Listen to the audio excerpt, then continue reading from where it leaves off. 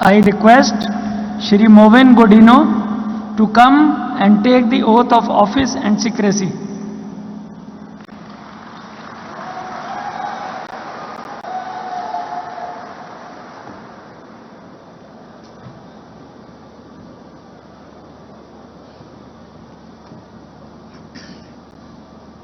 I,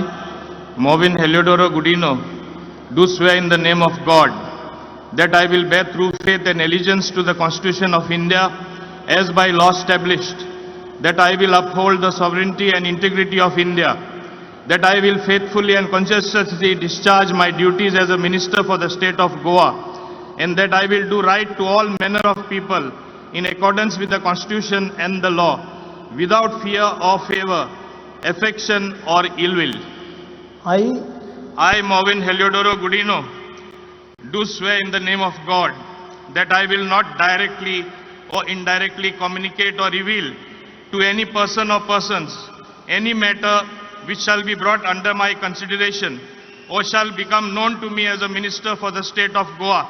except as may be required for the due discharge of my duties as such Minister.